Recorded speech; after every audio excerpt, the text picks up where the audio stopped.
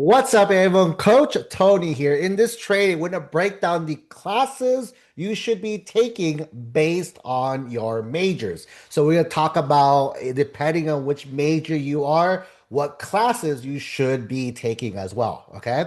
If it's our first time meeting, my name is Coach Tony, former UC Berkeley admissions reader, former UCLA outreach director, and we've been helping families with the college admissions process for the last 16 years now. We've helped families kind of navigate this journey. Our kids end up at UC schools, private schools, Ivies, and kind of every school in between as well. And our goal again is to break down the classes you need because a lot of people, when it comes to the process, they're not sure exactly which classes they need to be doing is the key. Okay, so let me go ahead and share my screen and we can dive straight into this session. Okay, so let's go ahead and talk about these are the classes you should be taking for your major. Okay, so first off, let's talk about a few things, right? So first off, regardless of your major as well too, there's gonna be two things we want to make sure we do, right? So even before talking about, there's two things that are very important when it comes to the admission to the academics of your guys, right? The first one is going to be the grade trends of your classes. The second one is going to be the academic rigor as well too. So when it comes to grade trends, what we're looking for is the story of your grades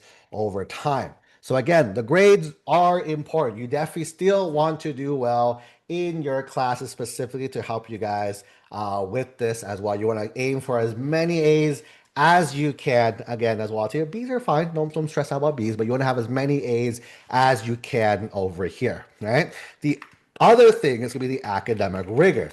This is how challenging or rigorous your schedule is, right? So think of this as the AP level courses, IB, and college level like dual enrollment courses. People like, Coach Tony, doesn't honors count too? Like in theory, it does, right? However, not every honors is recognized by every college. Some schools do, some schools don't.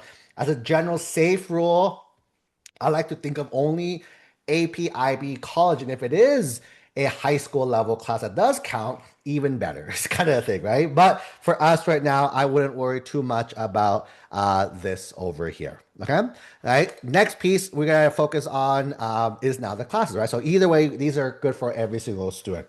Now, when it comes to majors, right? There's gonna be tons and tons of majors out there.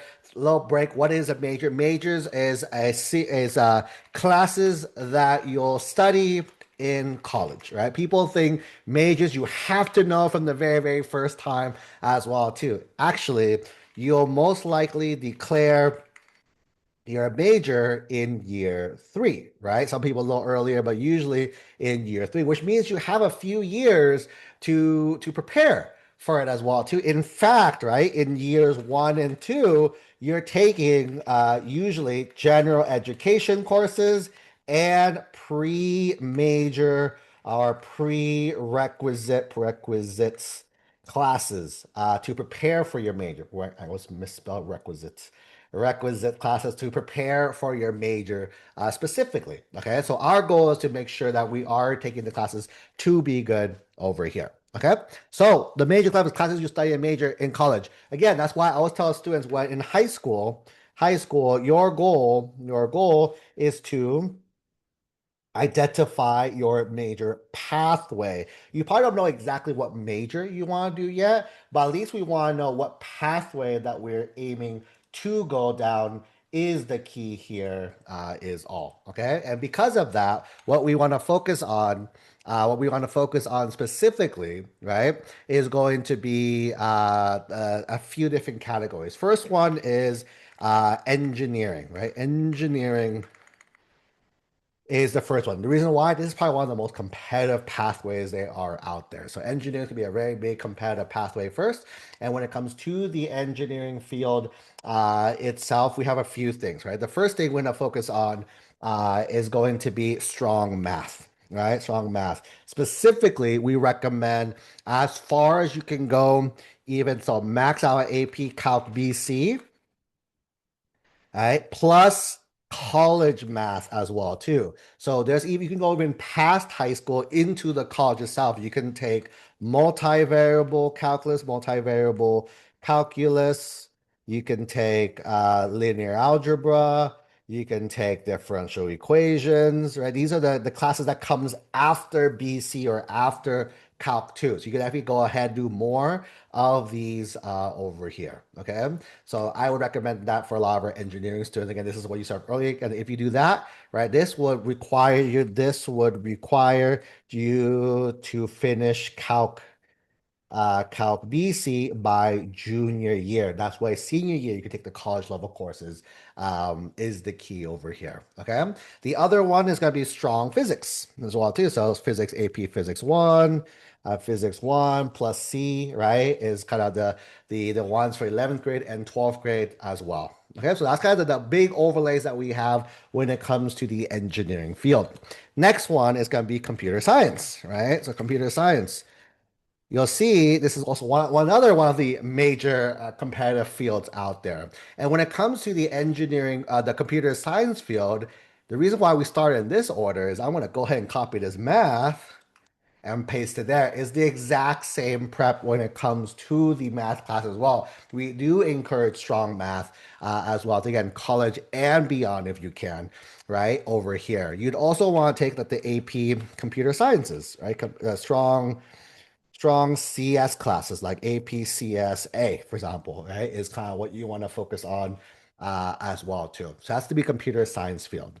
Next one is going to be the next level down, which is the sciences, right? So like the bio example, like the biofields that you guys are interested in over here, right? When it comes to this level here, we do want to have strong math, right? But pretty much AP Calc BC is pretty much good to go, right? Do you need to go past that? Probably not, right? You can if you want to, but probably not. But we also want strong sciences over here. So when it comes to the strong sciences itself, typically we'd want classes, for example, like AP Bio. Maybe you want to take the AP Chem as well too. If you take AP Physics as well too, possibly. Right, but taking the AP Science is going to be the key. Again, physics is more for the engineering fields, right? If we're biological science, stick with the bio and the chem. Even like environmental sciences is the key as well too. It has to be the sciences field if you're interested in pre-med, all these fields here. Next one is what if we do business, right? Business as well too. A lot of kids are interested in business, and what are we tell? Again, same thing, strong math. You're seeing how why we're going down this order. We're kind of hitting the same. We're going smaller and smaller and smaller. Strong math. You also want to take like maybe possibly AP stats as well too. You can take AP stats with the other classes as well too, but AP stats is not probably not the most rigorous math that you can take over here. So don't feel like you have to like, oh, I take stats for everything. You can if you want to. It's not that bad. It's usually around like algebra 2 level class. If they're still doing well in algebra 2, they'll probably do well in stats as well too over here. So that's gonna be the next big one. And then if there's like I was like the strong econ, right? Econ are business classes as well too. So basically, if your school offers like AP Econ, if they offer like Intro to Business, seeing some of these classes on your schedule is going to help show the overlay for this as well too. Okay, and the last one is going to be the humanities. The humanities as well too, right? This is kind of the catch-all. For the most part, this covers pretty much everything, right? Majors will fall under different categories: the engineering, the computer science, the sciences, the business, or the humanities section as well. So when it comes to the humanities section itself here, right? What you can focus on is just strong, rigorous courses. That's all I do, right? Do you need the calculus? Probably not. Do you need all these extra ones? No, but you want to do in classes like related to your field. For example, if you're interested in poli sci, you probably want to take AP Gov, for example, right? That's very related. If you're a history major, you probably want to take the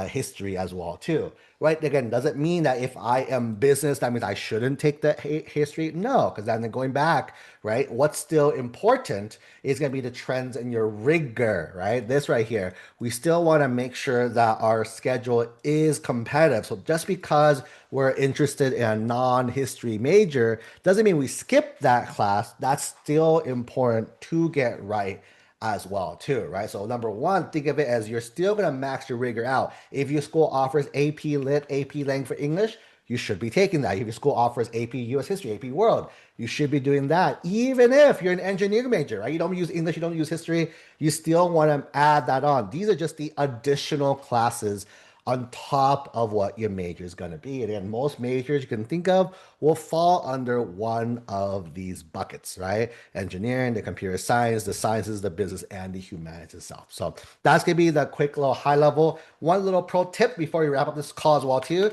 Some of you guys are probably thinking like, how can you know math is pretty much big in a lot except for like the humanities one, right? The tip for math regarding math as well too is consider summer classes, right? As well too. So sometimes you're, hey, I'm a ninth grade, I'm taking algebra, geometry, right? Man, I wish I was in algebra 2, can speed it up a little faster. You can use summer to kind of skip ahead, right? So for example, here's like route one, right? Let's say ninth grade, you do algebra one. If you wait 10th grade, you do geometry, right? 11th grade, you do algebra two. In 12th grade, you do like trig or pre-calc, right? Is that's without taking any summer classes at all. However, let's assume we still start in algebra one, right? But we move a little faster. So ninth grade, we take algebra one. What you could do is ninth, 10th summer, right? Summer, you can take geometry, which means in 10th grade, you can take algebra 2.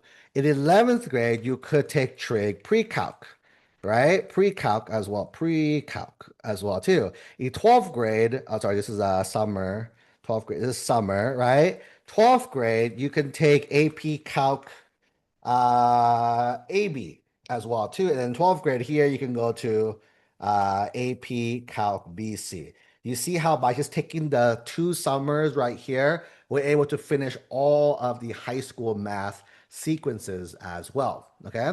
And the other tip for you guys also, for those who are like, how do I do this, right? Tip for math, number two, is that calculus AB versus calculus BC. You notice that a lot of the students here, right, need BC and on as well too, right? But you take AB in between. But do you have to take AB? Think of this way. Calc AB is chapters 1 through 7. If you actually open the calculus book and you look at the curriculum, that's what it is. AB is chapter 1 through chapter 7. What does BC? People think, is it chapter 8 to chapter 12? Chapters 8 to 12, question mark? Nope, right? BC is actually chapters 1 to 12. You redo the same exact chapters as AB, but you just move through it faster. So for can you skip AB to BC? You could. We do recommend our students kind of self-study a little bit or like review because it is gonna move pretty quickly the first few chapters as well. So if you don't even touch the book, you're gonna play a lot of catch up that year as well. But again, a lot of the first few chapters of calculus is derived from pre-calculus directly. So we tell our students to self-study a little bit, read through the chapters, make sure you understand the gist of it. So when you come to the BC class, you can keep up with the 12 chapters on this cadence and still be okay too. Okay. That is pretty much it. And this is a short but sweet training for you guys. So those who are interested in certain fields, certain majors, make sure you are kind of taking classes again, not only the class, but your major, right? Maxing out, this is based on the schools you guys want to go to. And then based on your major, there's certain classes that we are hoping that you guys do as well. Okay. That's pretty much it. It's a nice little short training for you guys here today. If you have any questions, let us know. If not, I'll see you guys on the next call. Chat soon, friends.